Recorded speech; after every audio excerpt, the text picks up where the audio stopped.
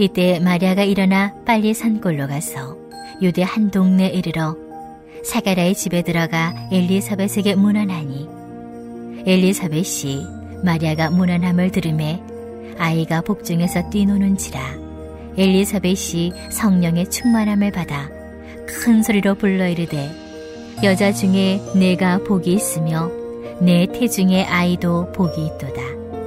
내 주어머니가 내게 나아오니 이 어찌 된 일인가. 보라, 내 문안하는 소리가 내 귀에 들릴 때 아이가 내 복중에서 기쁨으로 뛰놀았도다. 주께서 하신 말씀이 반드시 이루어지리라고 믿은 그 여자에게 복이 있도다. 마리아가 이르되 내 영혼이 주를 찬양하며 내 마음이 하나님 내 구주를 기뻐하였음은 그의 여종의 비천함을 돌보셨음이라. 보라, 이제 후로는 만세에 나를 복이 있다 일컬으리로다. 능하신 이가 큰 일을 내게 행하셨으니 그 이름이 거룩하시며 궁휼하심이 두려워하는 자에게 대대로 이르는도다. 그의 팔로 힘을 보이사 마음의 생각이 교만한 자들을 흩으셨고 권세 있는 자를 그 위에서 내리치셨으며 비천한 자를 높이셨고 조리는 자를 좋은 곳으로 배불리셨으며 부자는 빈손으로 보내셨도다. 그 종 이스라엘을 도우사 긍휼히 여기시고 기억하시되 우리 조상에게 말씀하신 것과 같이 아브라함과 그 자손에게 영원히 하시리로다 하니라. 마리아가 석 달쯤 함께 있다가 집으로 돌아가니라. 아멘. 할렐루야. 새벽을 깨워 영상으로 하나님을 예배하는 성도님들을 주님의 이름으로 축복합니다. 사랑하는 성도님들, 우리는 지금 1년 중 가장 복되고 기쁜 날을 앞두고 있습니다. 왜냐하면 오늘이 성탄절 이브이며 내일은 이 세상을 구원하기 위해서 아기 예수님이 이 땅에 오신 날이기 때문이죠. 이 날을 누가복음 2장 10절에서 11절은 다음과 같이 이야기합니다. 천사가 이르되 무서워하지 말라. 보라, 내가 온 백성에게 미칠 큰 기쁨의 좋은 소식을 너희에게 전하노라. 오늘 다윗의 동네에 너희를 위하여 구주가 나셨으니 곧 그리스도 주시니라.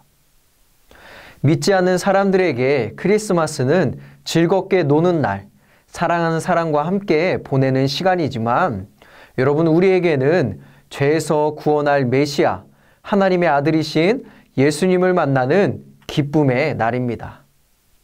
여러분들은 이 복되고 기쁜 날을 어떤 모습으로 기다리고 있습니까?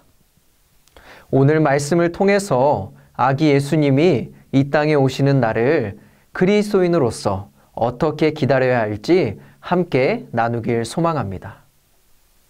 메시아가 오시는 감격과 기쁨이 오늘 말씀에서 엘리사벳과 마리아를 통해서 잘 드러나지요.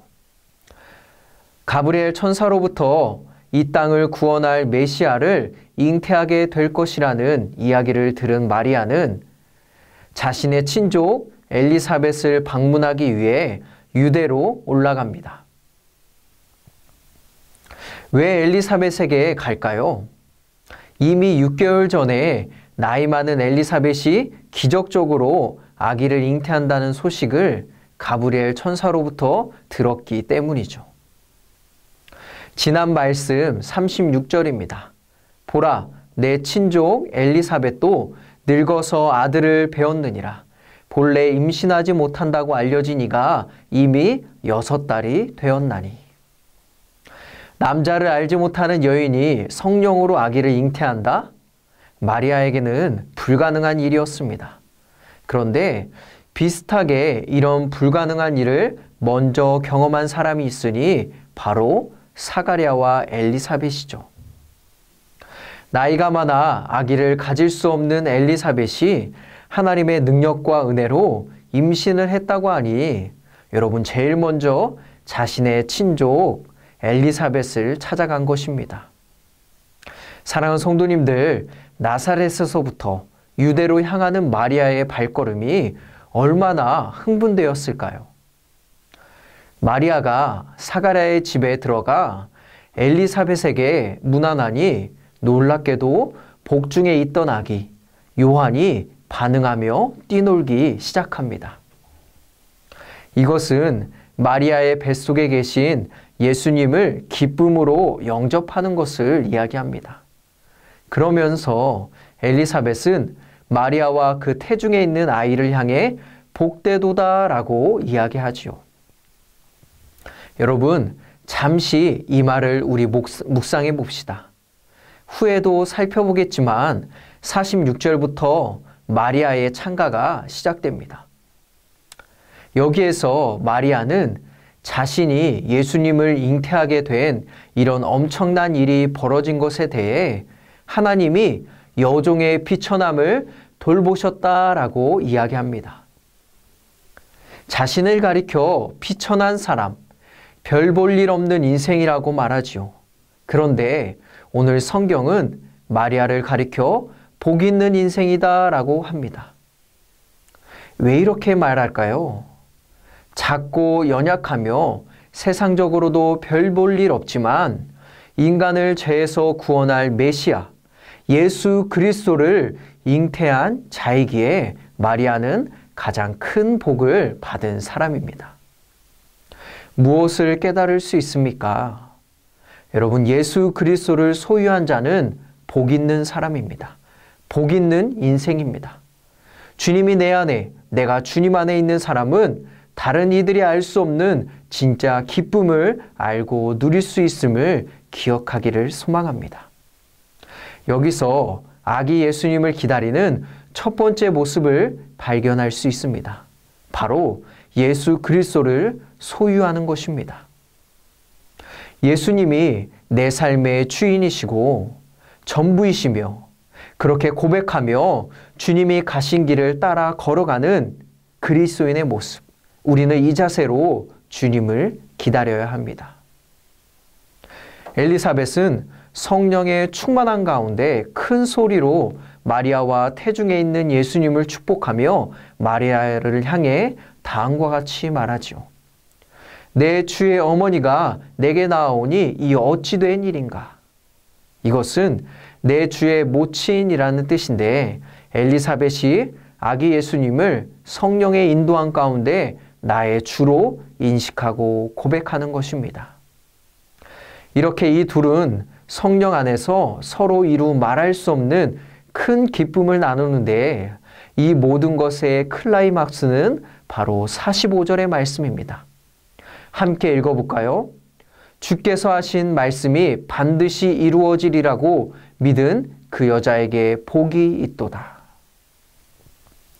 세상을 구원하고자 하는 하나님의 역사가 시작될 수 있었던 것도, 그리고 이러한 기쁨을 서로 나눌 수 있었던 것도 마리아의 믿음과 순종에서 비롯되었습니다. 하나님의 말씀이 반드시 이루어질 것이라고 믿고 고백한 마리아의 믿음을 통해 하나님은 구원의 역사를 시작하셨습니다. 주님을 기다리는 두 번째 모습, 여러분, 그것은 바로 믿음과 순종입니다. 그러므로 이제 나의 믿음을 돌아봅시다. 흐트러진 나의 삶을 다시 예수님께 고정하고 주님의 말씀에 순종하며 오실 아기 예수님을 기다리는 오늘 하루가 되기를 기도합니다. 예수 그리스도를 소유하십시오. 그리고 믿음과 순종으로 온 세상을 구원하러 오신 주님을 기다리며 맞이하는 오늘 하루가 되기를 주님의 이름으로 축원합니다. 이어지는 말씀 46절에서 56절을 마리아 찬가라고 하는데, 이는 마리아가 자신에게 일어난 일에 대해 하나님을 찬양하는 내용입니다. 마리아가 하나님을 찬양하는 이유는 분명합니다. 자신은 보잘것없는 평범한 여인인데 하나님께서 모두가 부러워하는 복을 주셨기 때문입니다. 사랑하는 성도님들, 마리아의 찬가를 자세히 묵상해 보면 하나님 앞에 두 부류의 사람이 있음을 우리는 발견할 수 있습니다.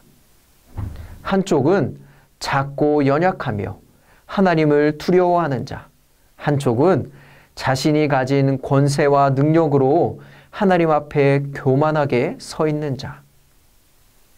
마리아는 노래하기를 하나님은 교만한 자를 흩으시고 권세 있는 자를 내리치셨다고 합니다.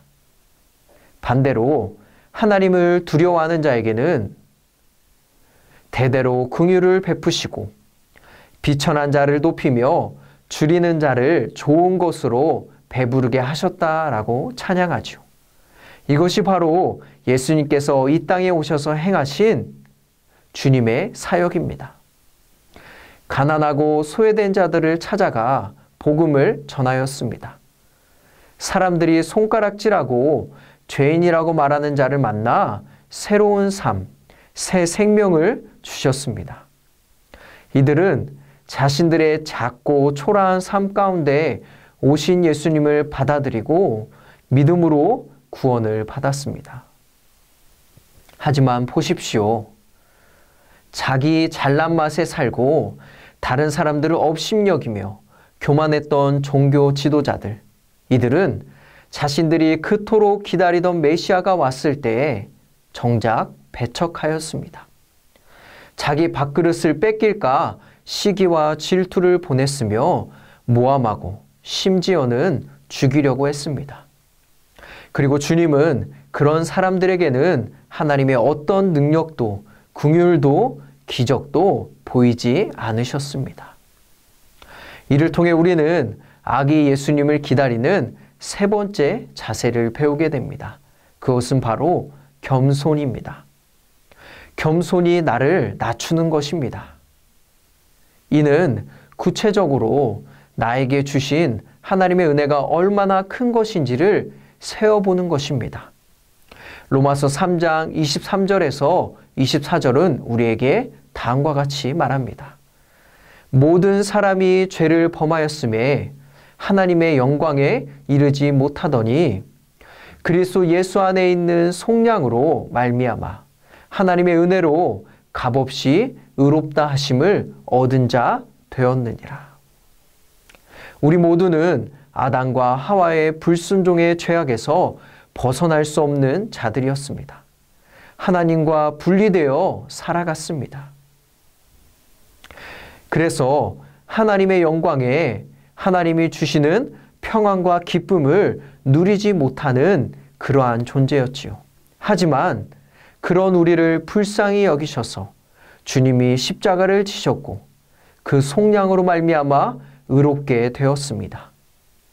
놀라운 것은 이것을 가리켜 값없이 받은 은혜라고 이야기합니다.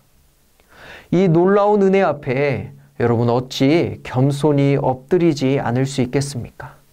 그러므로 우리는 전에는 죽을 수밖에 없는 죄인이었음을 고백하고 주님 앞에 겸손히 나를 낮추어야 합니다. 그리고 우리의 죄를 용서하여 주시고 다시 살게 하신 그 은혜 앞에서 예수 그리스도를 찬양하며 경배를 드리는 삶이 되어야 합니다. 아기 예수님이 오신 날을 기대하며 받은 은혜를 세어보십시오. 성탄절, 그날이 얼마나 감격적이고 기쁨의 날인지 비로소 깨닫게 될 것입니다. 사랑하는 성도님들, 우리는 기독교 절기에서 가장 중요하고 복된 날을 앞두고 있습니다. 이 날은 한 해를 마무리하고 기념하는 날도 아니며 사랑하는 사람들과 마냥 즐겁게 추억을 만드는 날도 아닙니다. 우리를 죄에서 구원하시기 위해 예수 그리스도께서 태어나신 날입니다. 우리 이 날을 세 가지의 모습으로 기다립시다. 첫 번째, 주님을 내 삶의 구원자, 인생의 주인으로 고백하며 예수 그리스도를 소유한 인생이 됩시다. 두 번째, 믿음과 순종으로 우리 주님의 말씀을 따릅시다. 세 번째, 받은 은혜를 세어보며 겸손히 주님을 기다립시다. 그래서 성탄이 주는 참된 기쁨을 온전히 누리는 하루가 되길 주님의 이름으로 간절히 축원합니다. 이 시간에 기도하기 원합니다. 첫 번째, 그리스도를 소유하고 믿음과 순종, 겸손함으로 아기 예수님을 기다리게 하소서. 두 번째, 코로나19 가운데서도 예수 그리스도가 태어나신 기쁨을 온전히 누리게 하시고 주님의 사랑과 은혜를 전하는 하루가 되게 하소서. 우리 함께 이 시간에 기도하도록 하겠습니다.